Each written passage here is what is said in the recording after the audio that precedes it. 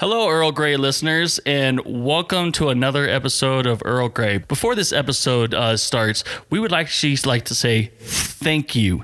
Thank you for a record monthly download for Earl Grey. Woohoo! We are so excited. Thank you so much. We really do appreciate it. We love that you're listening and supporting us and enjoy your comments on the Babel Conference. And we just are truly humbled to be here. Thank you so much, listeners. Yeah, and a big thanks goes as well to Darren, Daniel, and Philip, who, we've all it's been a record month. It's not been without everyone kind of bringing together and people downloading old episodes as well as new episodes, and people that listened with those guys and then gave us a chance as well. So yeah, so much of the credit goes to those guys too. Absolutely. So without further ado, we also have the drawing for the Blu-ray TNG Blu-ray set, and Amy has all the names in a pot, and here we go. All right, so here they are. Shake, shake, shake. Insert dramatic drum roll here. Yes. James Horner score blaring. So all the names were entered, and so woohoo! We have 17 Brian. You are the winner of our Blu-ray Next Generation Complete Seasons, generously donated by Ju Kim, one of our listeners. And so 17 Brian, please contact us so that we can get you that Blu-ray set as soon as possible, because I know you want it. It's so fabulous. Awesome. Yes, please contact us as soon as you can. We can definitely post a link on this episode, and we'll get you your prize as speedy as possible. Yay. Thank you, everyone who gave us a ratings and review on the iTunes store. And we love to hear what you have to say, so continue doing so. Absolutely. We really, really appreciate it. And, hopefully you enjoy your prize, and I'm sure there'll be plenty more prizes in future. Oh, yes, I think there is. Shh, don't tell anyone. Hi, this is Robert O'Reilly. My name is Gowron. Honor to you and your house. You're listening to Trek FM.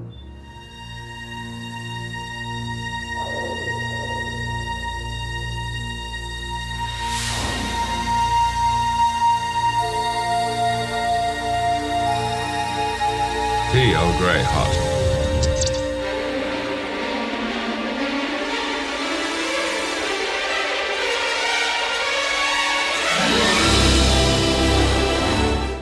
Hello and welcome to Earl Grey, Trek FM's dedicated Star Trek The Next Generation podcast. I'm one of your hosts for today, Lee Hutchison, and I'm joined as always by Richard Marquez. How are you, Richard? I'm doing good. It's warm over here. How you doing? Yeah, it's cold as always here in Scotland. So, it feels like, I think you're the only person that's been a consistent every episode now of Earl Grey after your amazing interview last week with Morgan Gendel. I'm back again, but unfortunately, Amy is not with us today. She's away having an amazing holiday out there on Risa. So, we're envious. So here we are in Earl Grey HQ. And it wouldn't be right just to have me and Richard here just, playing with all the toys. We've thought we'd enlist a special guest to join us for today, and we've enlisted Kay from To The Journey to join us. Hello, Kay. Hi, Lee. How you doing? Yes, I'm not too bad. And yourself? Yeah, I'm very well, thanks. I'm excited to be here. Yeah, I'm so glad not to be the token Brit on this episode. For on this show for once, it's an awfully big treat. Yeah, I know how that feels. But we do share something in common. Yes, and what is that, Richard? Well, we all grew up in the UK. Well, exactly. I didn't grow up completely in the UK, but yeah. Yeah, so we've been wanting to do this episode for ages, and it's just the way it's kind of landed with Amy being away. We thought she didn't grow up in the UK. She cannot contribute anything whatsoever to this episode. So we were like, well, we'll go for this episode today. And we thought, well, we've got to get Kay on board, someone that's got that experience as well. And we're going to talk about what it's like to grow up as Star Trek fans in the UK. That kind of Trek FM is mostly like American, North American hosts, and we know what it's like to have grown up in America and all those experiences. But what was it like to have that British feeling? What was it like to watch it on the BBC, have all the different experiences that being a Star Trek fan provides in the UK, and talk about maybe the pros and cons of that experience being away from the Star Trek kind of epicenter, as it were. So, Richard, I'm going to come to you last because I think yours will be quite unique, how Mr. All-American G.I. Joe himself became so anglicized. So, Kay, you're the special guest. How did you, wherever you grew up in Britain, how did you get into Star Trek? What was it about kind of Britain that made you the Star Trek fan that you are? Well, I'm not even sure who it was in our family, actually, that decided that, we should start watching The Next Generation when it first came on, which, if I'm correct, I believe in the UK was about 1990. So it was about 3 or so years later than it was in the States. We didn't get it till a bit later on. I know my dad had watched quite a bit of the original series in first run. But I don't think he'd ever been sort of a big Trekkie. He'd been somebody who watched it, but not a mega fan. So when it sort of came on, I suspect it was probably my brother actually sort of spotting it in the TV Times. Big article. I remember this big article, double pager in the TV Times, big picture of Farpoint Station, big article all about Star Trek coming back. I remember that article, and actually I think the reason I remember it is because we had the Farpoint Station Encounter at Farpoint episode. We had that taped on VHS, and my mum had cut the article out of the TV Times and she'd put it into the case where she'd taped it off the TV. So that article stayed in there for quite a while. So yeah, I suspect it was probably my brother spotting that who'd gone, oh, we should watch this. So me and my dad and my brother used to sit down and watch it together. So you came from a big Star Trek family then? Yeah, I think so. Although I'm the only one that's really a mega Trekkie these days. I did persuade my dad to watch all the way through Voyager. What did he make of Voyager? Oh, he quite enjoyed it actually. He did quite like Excellent. it. And as was he like kind of the traditional bread and butter Star Trek fan there from the original series? Yeah, he watched original series in, first run in the UK, which I'm not quite sure how much later it was than in the States. I don't really know about the dates there, but yeah, I think it was the 70s, wasn't it? Yeah, possibly. Yeah. Yeah, excellent. And Richard, obviously, how did you come around to being a Star Trek fan? That especially with the kind of the UK twist. My dad was stationed over there in with the Air Force, and the first time we've already discussed it actually on a previous Earl Grey episode. But for those of you who have not heard about it, I was sitting there I think it was after school, and Tin Man came on, and I was hooked after that. And I'm actually kind of jealous of you guys because you guys see more TNG than I do, because we have a BBC here on our channel list and everything, and it's always Next Generation. And I'm like, man, I wish that was all over the place. I wish Star Trek was on every major network over here, but it's not. It's not really on kind of every network here nowadays anyway. I think it's almost pretty much exclusively on CBS Action. It used to be kind of on the BBC, the Big British Castle, and then it moved to kind of Sky, and then some of it's on the Sci-Fi Channel, and then a lot of it's now on kind of CBS Action. It's not on quite regularly. It's not regular on British TV whatsoever, so you kind of have to seek it out on the kind of the backwater channels, the big 100+ channel numbers to find it these days. Oh, that's disappointing because it's always on BBC over here. Yeah, was it BBC America? Yeah, I hear that, and I think, are we selling it back to you guys now? That just confuses me.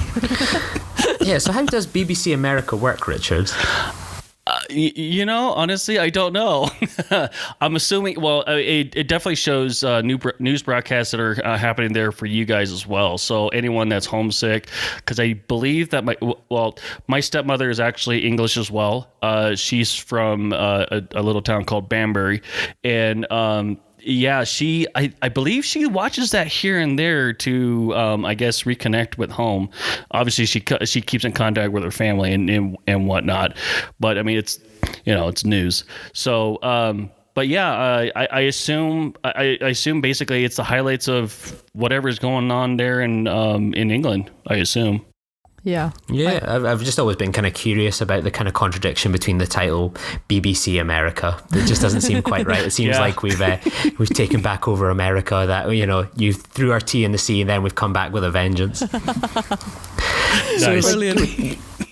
So you're talking about, like, Kay, for example, that, you know, you were there bang on the beginning of the 90s when Star Trek The Next Generation started. I mean, I think when America was watching the best of both worlds, waiting for that long summer, I don't think we'd even started The Next Generation by that point, or it must have been in and around that point. I mean, I didn't get into kind of The Next Generation until I think about 1992, in and around that time. I think I was about kind of 5 or 6, and I remembered vividly as anything. I think the first episode I really remembered watching was Time's Arrow, and they showed Time's Arrow Part 2, and then they had a break for some reason after that episode. Yeah, I remember that. And yeah, and the part I always remembered was there's a British program called Points of View, and someone wrote in a letter to Points of View to talk about how wonderful Time's Arrow was and how frustrating it was that there was now going to be this break for Star Trek The Next Generation. So yeah, that was quite kind of frustrating. So it was kind of like,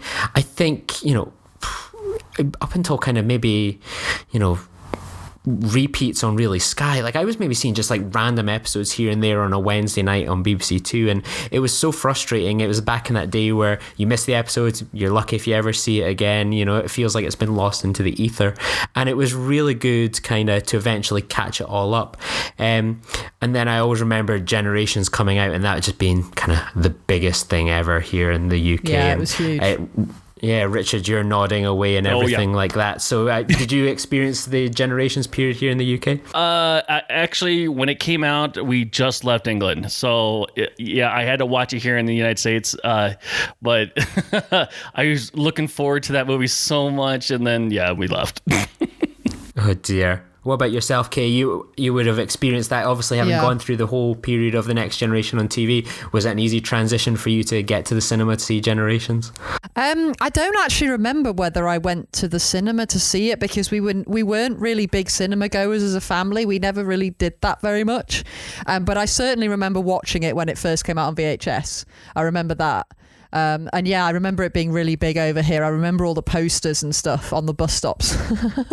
Yes, I think I remember that, and the toys as well. I remember the toys were like massive, and I think that's definitely, we'll have to talk about the toys as well. But yeah, like I remember Generation just feeling like the biggest kind of Trek moment at that time. And like, I don't think Deep Space Nine had started here in the UK yet, and I don't think Voyager had started really by the time Generations kind of came out here. And I mentioned it on a previous pod, I was so hyped up for Generations, and I was hit by a stomach bug and I couldn't make it that day. And have you ever seen that episode of The Simpsons where Bart can't go see the Itchy and Scratchy movie? Yes. And he's just stuck in the house?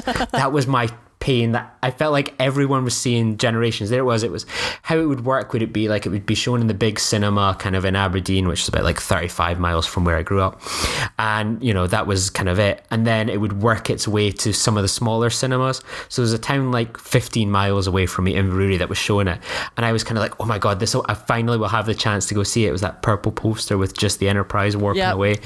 And then I missed it again, and I wasn't able to go.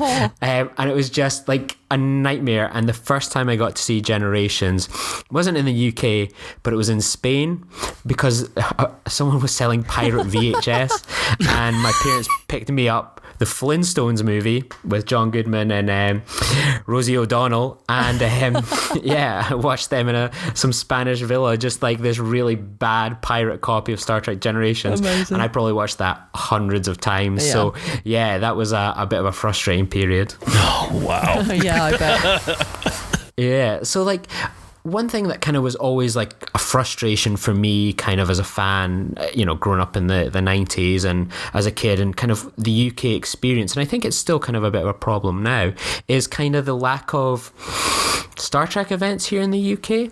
I think I can think of a few over the years, and I've wondered if you've ever kind of gone to them. There was obviously, there's been a couple now of Star Trek Destination London, Birmingham events. There was the Star Trek exhibition. There's some sort of Star Trek museum randomly in Blackpool of all places. Yeah. And I'm kind of wondering, like, what kind of Star Trek things have you been able to go see, conventions, and did you always kind of feel like myself that during the 90s it was just a frustrating period to be a Star Trek fan here in the UK? Yeah, I mean, I didn't go to any cons until the one last year, the destination that was in last October. I didn't get to any cons. I mean, I'd been to some cons, but not Star Trek ones. I'd actually met John Billingsley randomly at like a tiny little con in Wrexham, which is near where I live. Really, really random. He was just there.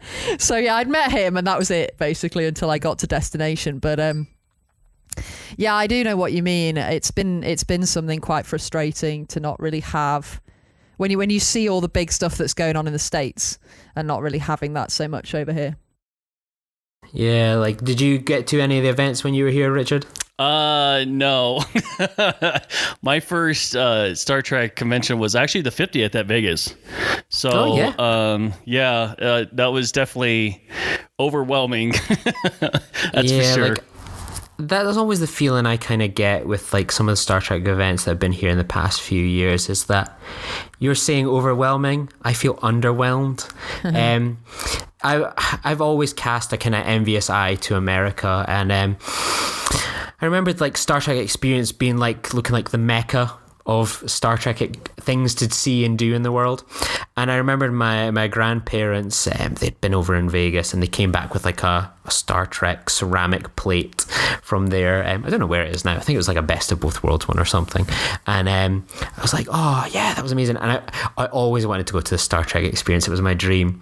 And then for my 21st birthday and my parents' 25th wedding anniversary, we decided to do like a trip around kind of America and California, and we were going to go to Vegas. It's like, I can finally go to the Star Trek Experience. And they closed it a month before, and I was like, oh my God. It was the absolute biggest punishment. I was like, so close, yet so far. Got it. My God, that place is, well, yeah, it was awesome. I'm sorry. Tell us about it, Richard. Give us, this is a British episode, but let's hear, a bit of self-harm. Make us feel worse. So yeah, I haven't been to a con, or at least a Star Trek con at that time. Comic-Con, that's a whole different story. But like, oh wow, going to Vegas and to the experience, it was definitely. I really wish they would have that kind of atmosphere for the 50th, because that would have been just amazing. Or at least even put everything back the way it was in the Hilton, just have it there. Why not? But like, it was just once you step through that gate, it was just amazing. It was everything that you could possibly think of when it deals with like models and uniforms and just characters all around, and they stayed in character. Oh my gosh, it's so awesome. And it was definitely an experience that I will never forget. But like when they closed it down, it's I really wanted to take Jennifer there, and I'm like, and when they closed it down, I'm like great. Great. Oh, nightmare. Like, I remembered when I was a young boy, there was a Star Trek kind of exhibition. I've still got the program brochure. I picked up on eBay like last year for £1, and it was like basically this traveling Star Trek exhibition in the 90s that had like uniforms, costumes, props and everything. And I was a bit too young to like properly appreciate it, and my family were down visiting where I live now, Edinburgh, and we were like, oh, we'll have to go along because obviously they've got a Trekkie son, let's indulge the geek in the family.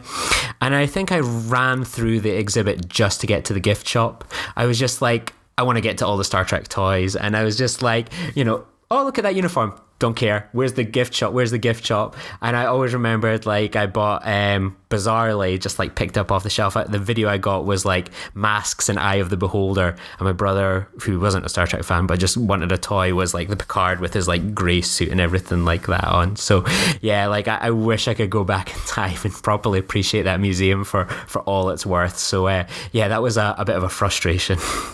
I actually, if you want to see some of the Star Trek experience, I mean, it's not going to be the same experience, but there's a sci-fi museum in Seattle, or at least that's what I've been hearing, that a lot of the Star Trek experience stuff went to. So if you ever want to come back to America and see what was there, because they actually, I remember seeing a documentary about it, and I can't remember where exactly it's at, but yeah, like I said, it's in Seattle somewhere. But like, it's got all the stuff. So if you really want to go back and see those uniforms, go for it. Yeah, it sounds good. Like, and like for you, like kind of, Kay, like you were saying that this was your first Star Trek experience in the kind of few months just past Destination, and I remember seeing you there everywhere I went, and you were saying, like, this was your first one. For you, with this being the first one out the gate, did it live up to the expectations? Did it feel a disappointment? Like, for a UK fan to have it finally come and be able to take part in it, how did it kind of feel to go there? Was it what you expected, or was it kind of tame in comparison to all the photos and pictures that we're subjected to every year from the Star Trek Con in Vegas? Well, I think it probably didn't live up to Vegas, like, even vaguely, but I had a great time. I know a lot of people were disappointed with some of the stuff. The thing that disappointed me probably was the lack of traders more than anything, because there was very few traders there, really. And I'd had, quite in mind quite a few things that I wanted to look for, and there just wasn't really that much there. But I had a great time. I had a really good time. So, what were the highlights for you then? Obviously, this probably a bit of pressure and excitement. Like, what kind of lived up to the hype, and kind of going forward, what would you say kind of they could do better for the UK fans? What could they do better? I just think it felt like, and I don't know whether this is true of Vegas as well, because obviously I've not been, but it felt very commercial.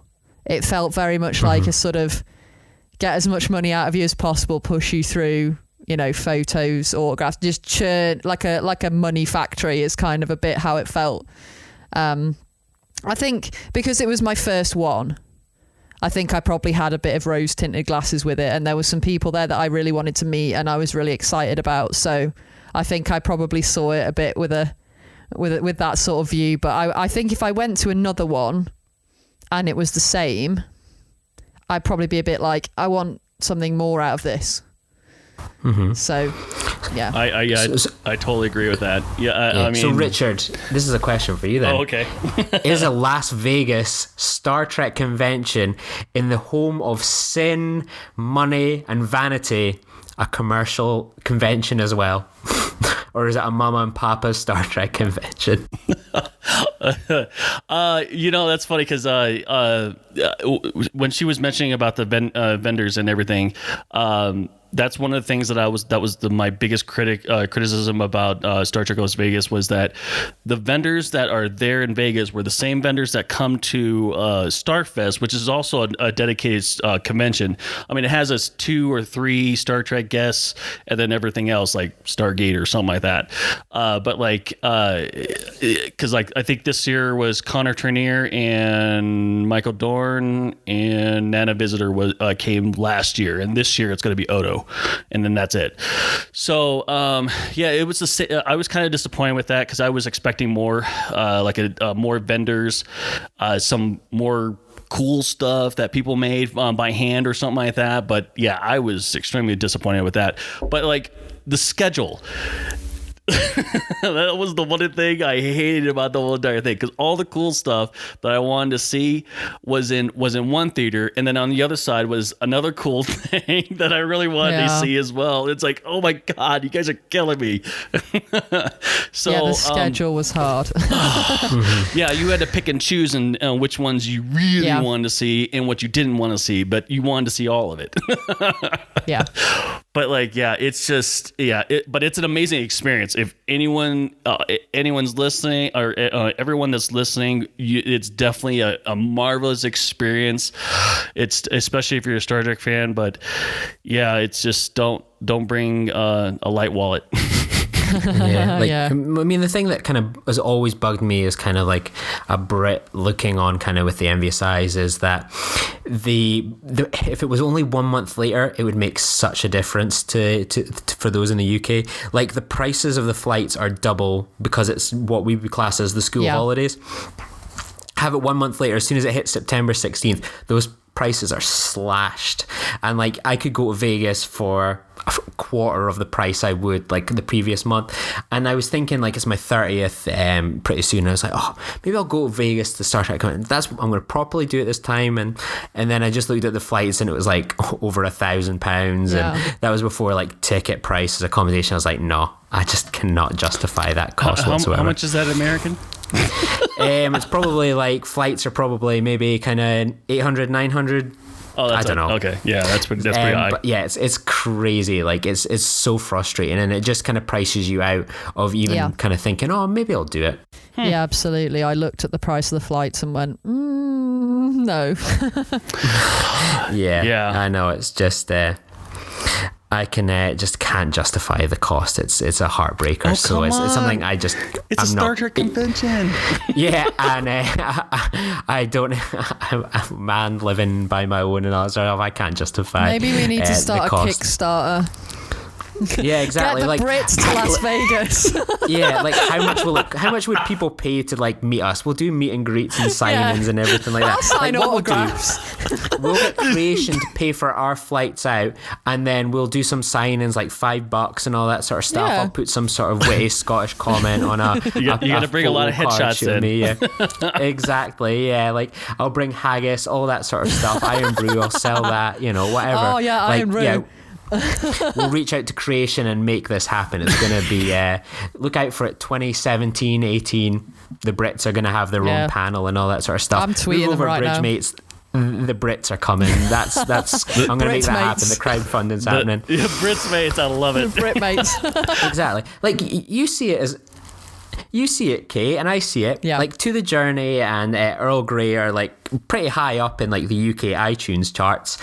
So for every person that puts us into the UK iTunes chart, if they can dip in like £50 or something like that, we'll easily hit our target. That doesn't seem too much to ask, frankly. For a low donation of only £1. Exactly. Well, maybe more than that. Maybe triple that. Well, if you guys got a lot of listeners that over there and love the show, yeah, I think you'll be fine. Exactly. That's what we're going to have to do. Exactly. We do this for free. We don't ask for much. All we're asking for is to pay some flights, accommodation, some, the gold level VIP ticket.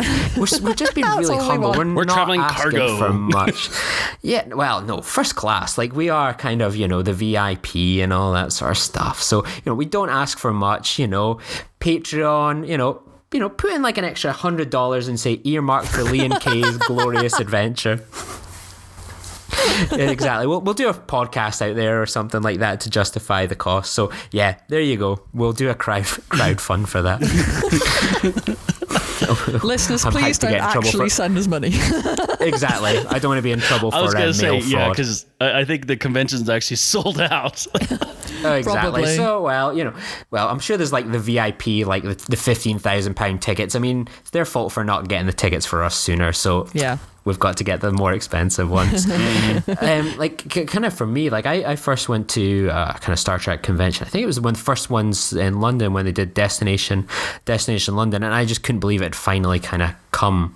And I was the same as you, Kay. Like I'd kind of like tinted glasses perhaps to it because I think it was much bigger and better than the one in Birmingham that had just passed, and I could justify spending all the money on photo shoots with Patrick Stewart, William Shatner, all these things, like going to all the talks, and it was like a total buzz to finally get it, because like up until then there was really no Star Trek representation out with maybe the odd Z-list cast member and stuff. So I think the Destination Star Trek things have been really good to kind of bring something to the UK and give the fans somewhere to go, and that's not necessarily a bad thing whatsoever.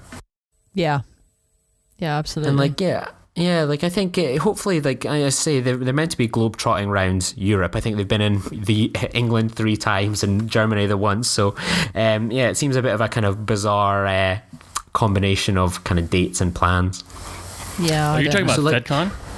in Germany? No, FedCon's always based in Germany, but like Destination Star Trek, it's meant to be a European thing. So it was like in London, then Germany somewhere, and then back to London, break, then in Birmingham. So just like 100 odd miles north of London. So it seems to be a bit of a kind of definitely British based kind of thing. So yeah, like I personally quite enjoyed actually Star Trek Birmingham. I don't mean to sound too critical of it. It was actually good fun in the end. Like I was kind of a bit frustrated kind of with the build up to it, because it felt like, you know, some of the people I wanted to see were not going and all these sorts of things. And then I had got tickets, and at one point I was like, oh man, we haven't got an accommodation yet. We haven't booked travel. I mean, like, can I justify going?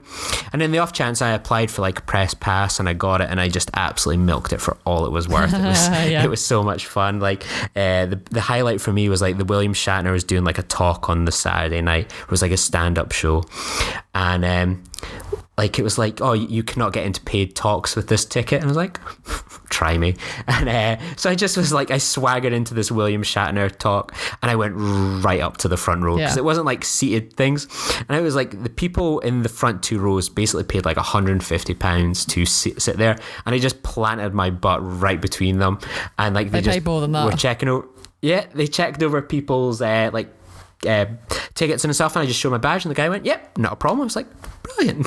And it was really good to get like that kind of level of access, because I think the biggest frustration thing is like, it is a cash cow, that all these talks, you know, you get the free talks, but they just milk you. You get this basic standard ticket for like £30, but that's before you include parties, before you include tickets, before you include signatures, and it ends up being more than it would cost to go to like New York for a long week. And that's the frustrating part, that, you know, it's the same with every franchise really. I've done Star Wars Celebration and everything like that, and it's you do feel like a cash cow, but like you're sometimes just so grateful that you're getting access to some of the stuff that you always dreamed of and looked on the TV. And the fact that we had such a kind of dry spell of that kind of stuff in the UK kind of means you're a bit more forgiving of it, maybe. Yeah. So do you guys have to pay to get into the I guess the panels and all that kind of stuff on Not top of your all ticket? of them. It depends on which ones they are. So some of them were paid, but some of them weren't.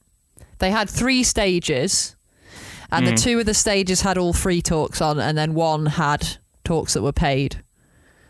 Huh. Because of the past. So things like kind of William Shatner, you know, all the kind of the A-list talks and all that sort of stuff. If you were like a cast member on Enterprise, you're a free ticket. If you were like a kind of recurring guest star, you're a free ticket. But if you've got your name in the credits, if you were like one of the prime names, you're like a ticket kind of cost and all that sort of stuff. And all that kind of goes back into kind of like paying off their kind of bills and everything like that. So it's certainly great, but you've just got to be prepared to spend the money. And I think I don't think I'm going to go to another one for a good few years now. I feel kind of pretty well served by it and stuff like that. So yeah, unless it's kind of closer at home for me, I think I'm done with the convention scene for probably a little while.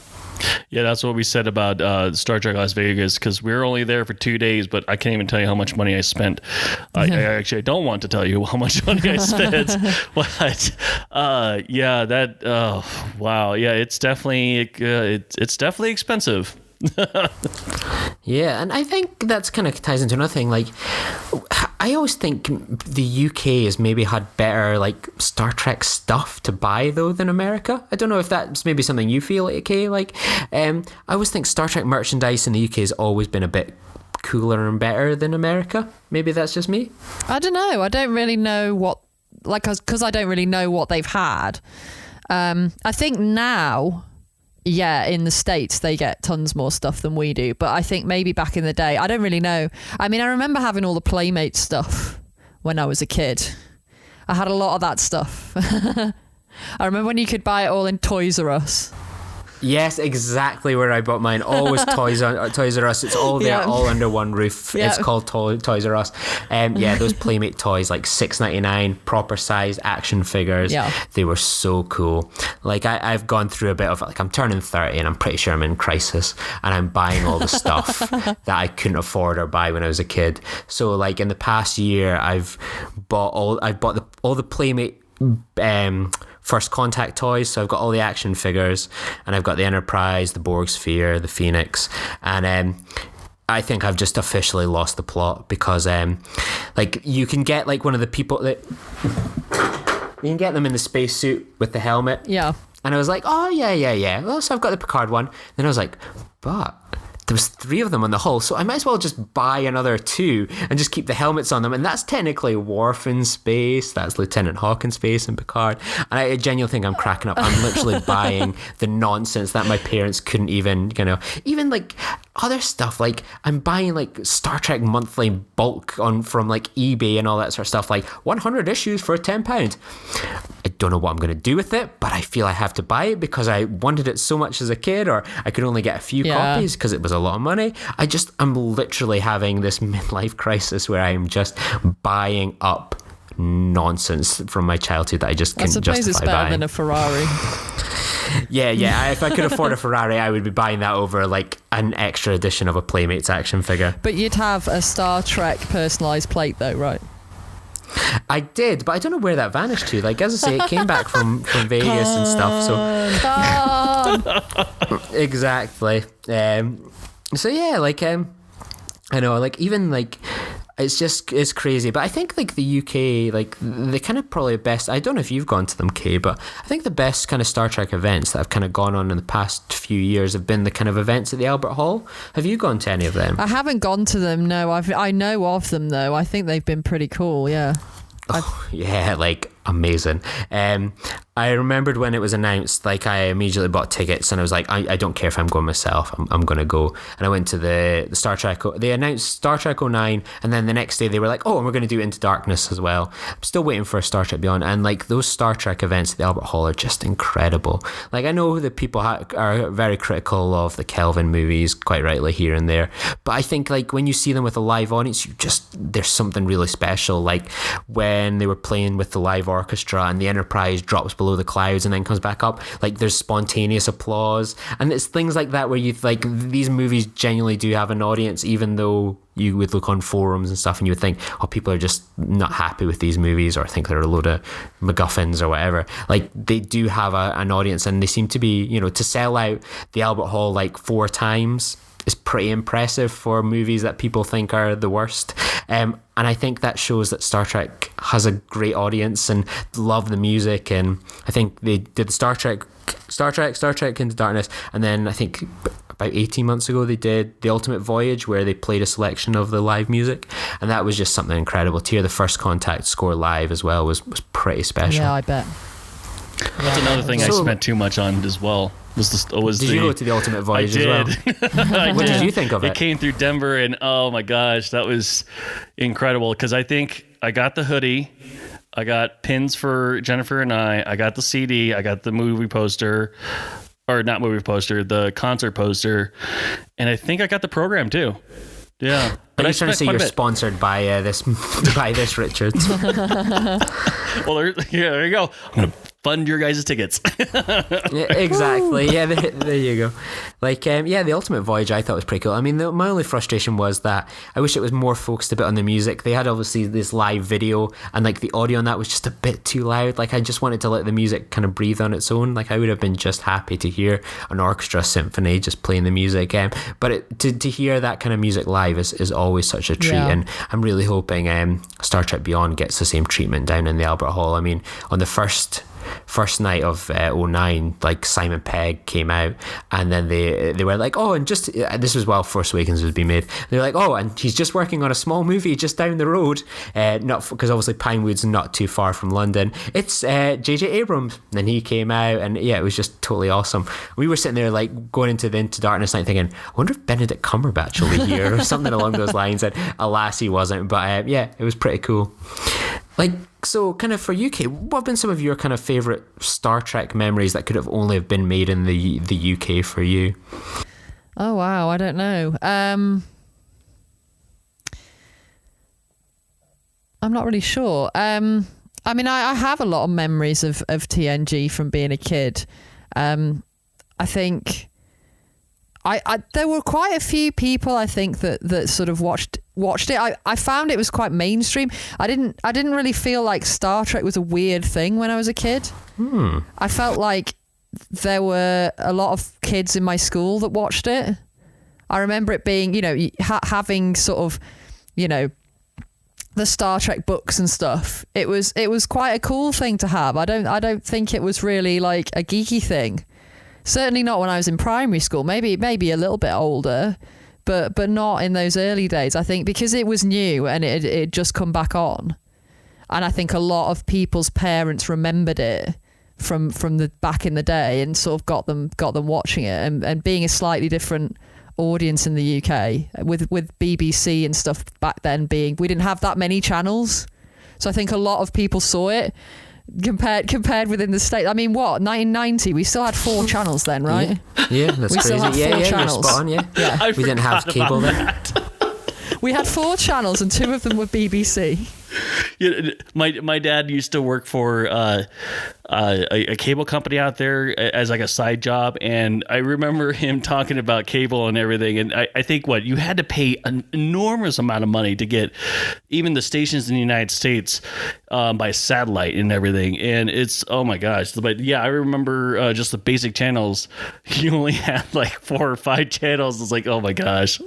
Yeah, it would have been 4 channels back then, because I don't think we got Channel 5 until like the mid-90s. So, when TNG first started, that was one of 4 channels. So I think a lot more people saw it because of that. But there weren't that many TV programs that were niche and out the way because there were so few channels. Everybody saw everything. Like for me, like I'm almost kind of jealous and all that sort of stuff, and like I don't mean this in a rude way, but I cannot relate to your experience of being a Star Trek fan at primary school. Like I was one of only 2 Star Trek fans in primary school. Like me and my best friend at school, we were really like the only Star Trek fans, and while everyone else was playing football or running around whatever, we were running around pretending we were in Star Trek. And I think I was a precursor to Star Trek Voyager in a way, because I always remember it to this day. Like when we were playing our adventures, we used to always pretend that we were fighting the Borg, and my mate turned around to me one day going, "Can we not fight the Borg this week? Can we not just do something the Borg else again, as a villain?" Exactly. I was like the precursor to the criticism that was going to come for the writer's room in Voyager. And yeah, like no one at school gave a toss really about kind of Star Trek apart from us 2, and we were kind of made fun of as kind of nerds and geeks, and we probably brought up a bit upon ourselves. I'm not saying we justified any kind of bullying, but we were just kind of really nerdy, and just like we weren't willing to kind of really necessarily engage with other kids, and we were just kind of playing Star Trek, talking about Star Trek. And yeah, like when I kind of went to high school, I kind of lost a bit of interest in it and kind of Star Trek. I mean, it was that kind of time. It was the early 2000s. I started high school kind of 99, so kind of Insurrection and all these sorts of Nemesis and then Enterprise. It just kind of was just kind of dying a death really at that point, and that was kind of affected. It was more fun to go out and hang out with girls and go to parties than talk about Star Trek and online forums and stuff. Do both it was at the same time. Yeah, exactly. And now I can. It took me like 29 years or whatever, but I finally achieved that good balance and stuff. So yeah, that was pretty cool. And I think, like for me, and I don't know if it's the same for you now then, Kay, obviously, but like it's been fascinating to see the kind of the change in British culture and the attitude to Star Trek. It seems kind of pretty cool to like Star Trek now. Like you've got the conventions, you've got sellouts at the Albert Hall of all places, the most prestige event. Like Star Trek Beyond did well here in the UK, and so have the other movies. And I think that's pretty good to see. I think like.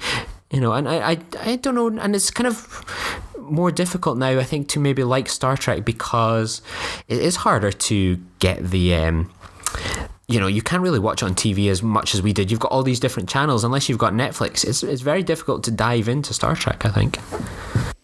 Yeah, I mean, Sci-Fi do show it, and as you said before, CBS Action, but it seems to be a bit random. It seems to be random what you get. It's not like they show a series all the way through and you know when it's going to be on and all that type of thing. It's just a bit hit and miss. I do catch it occasionally on Sci-Fi and stuff because it's nice just to get a random episode and not have to think about what episode you want to watch. It's nice to get something random. But I think mainly Sci-Fi, I think, have Next Gen and Voyager at the moment. I don't think they're showing any of the others. No, like, I mean, I think one thing that has actually gone in the UK's favour, and it makes me chuckle, is that we obviously had the big £70 DVD box sets when they came out, like the early 2000s, and then we got the slimline, like £30 box sets like a year or so later, that they're now only releasing in America. That's pretty crazy. Like, I've seen all this big fuss, like Deep Space Nine re-released and cheaper now in America. Like, it's like, we've had that forever. Like 10 years. Yeah, like I mean that you can see those box sets for like £5 in like secondhand DVD shops and stuff. It's absolutely crazy. Like, it's like, and even the Blu-ray box sets are pretty cheap in the UK by kind of like so I think that kind of helps, but I think it's more difficult, you know, while it's more accepted, unless you've got Netflix, I think it's very, very difficult to watch Star Trek and to get in it. And I think there could be like maybe a future generation that kind of, unless I think they're watching the Kelvin Timeline movies, but they're really going to struggle to maybe get access to Star Trek kind of elsewhere. I think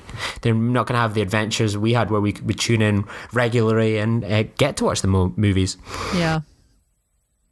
Yeah, because I remember the original series movies being on TV a lot when we were kids. Do you remember that?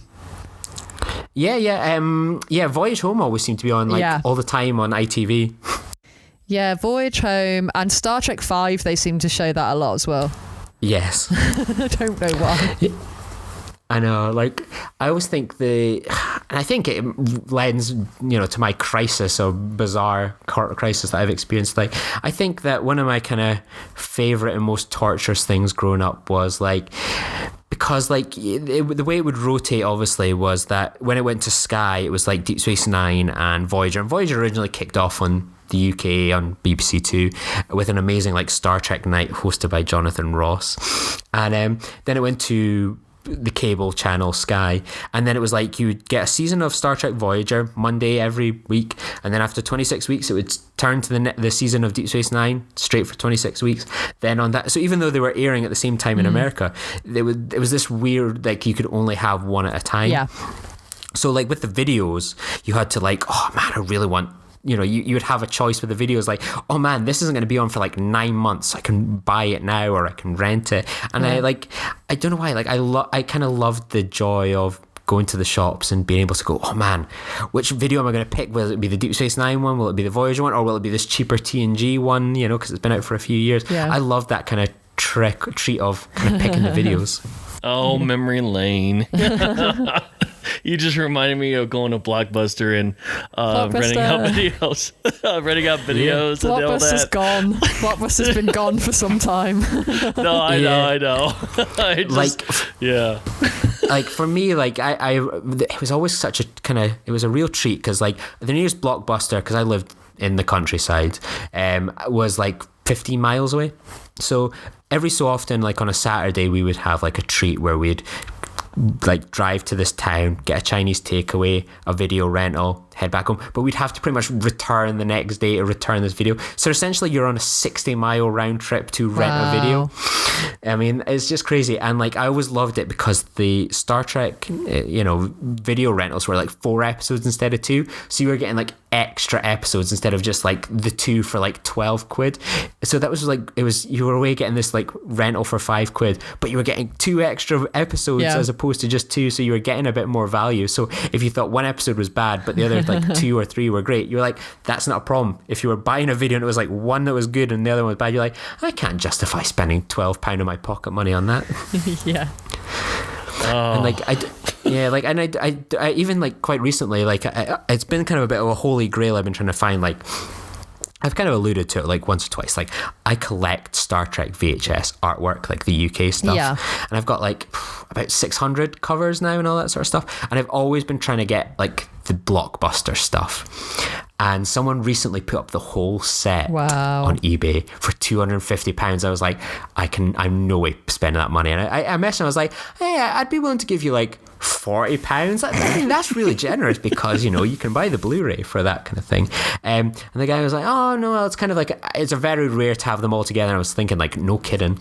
So I was like, to him, I was like, what I'm going to do is, like, I will pay you money to scan those covers and send them to me. And then I'll print these ones off all myself and stuff, just because it was like, it would be almost impossible to get, like, all 45 of them. So it's like I think like the same with like the toys is the same with these video covers. Like I spent so much time agonizing over which cover, like letting a cover decide which video I wanted to buy that day, and then like kind of like now I can have them all together in these binders essentially, and I can just dip in and go, hey, I can look at that cover or something like that, and I think they're amazing little pieces of artwork. And compared to the American artwork, which was pretty atrocious, I think the UK stuff was pretty ahead of its time.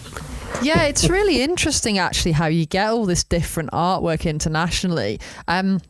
One thing that reminds me of actually, and this is something that's been discussed in some of the sort of Voyager web fandom websites and stuff that I've been on and forums and stuff, and the German releases for the Voyager relaunch novels have amazing artwork that's like way nicer than any of the other artwork that I've seen, because I think most of the relaunch novels, as far as I'm aware, we get the same artwork as the States.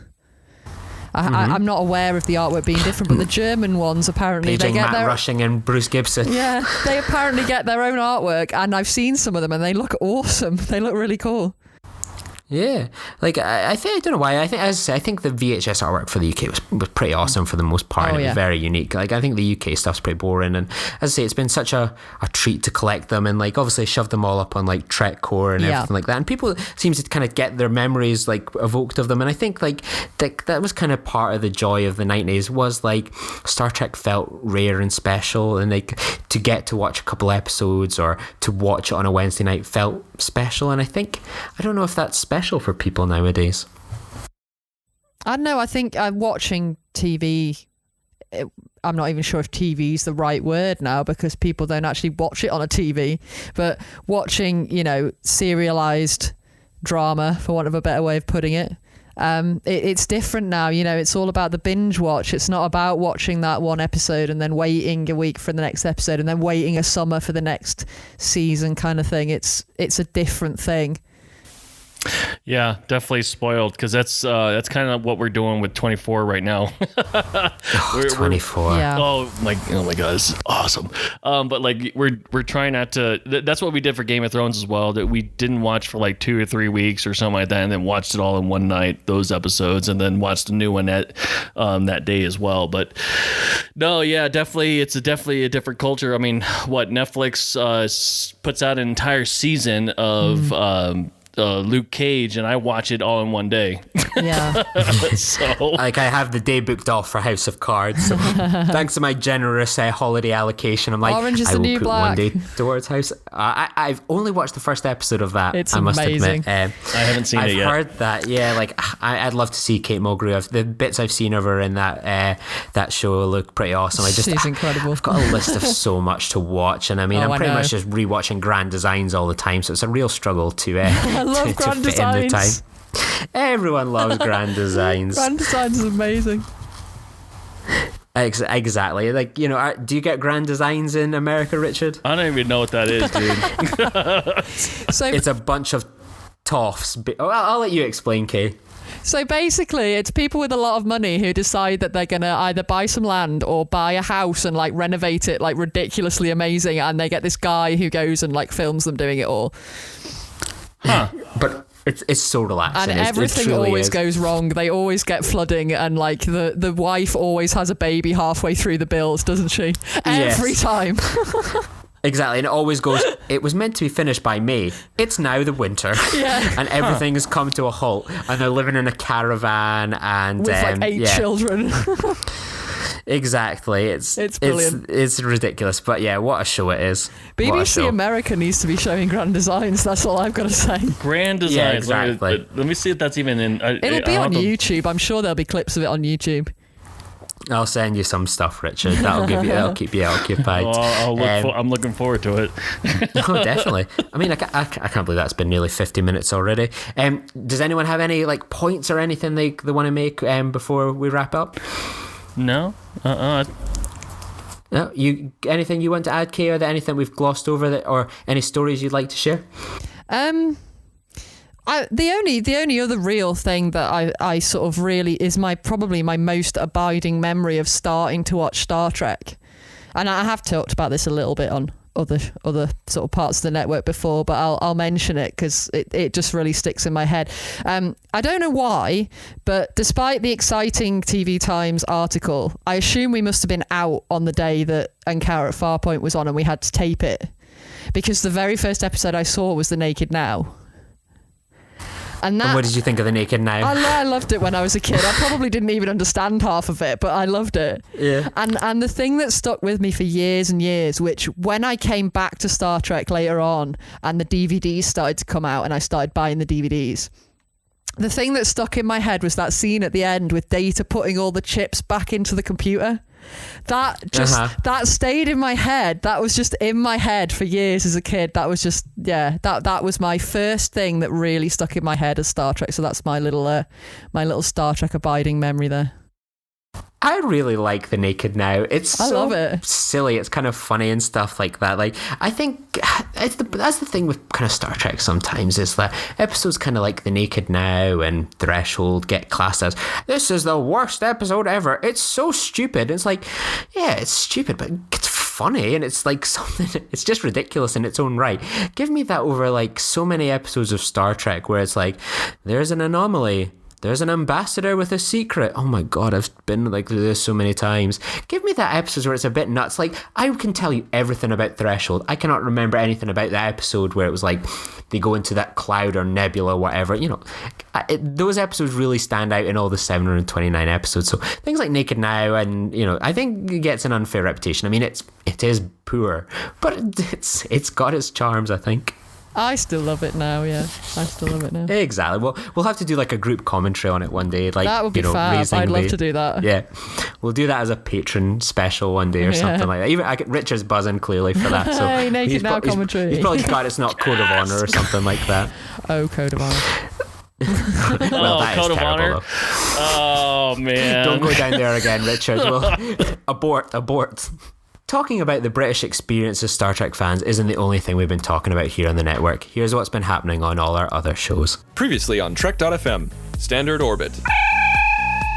My casting choices, would be for Ruck, you got to go with Dave Bautista, right?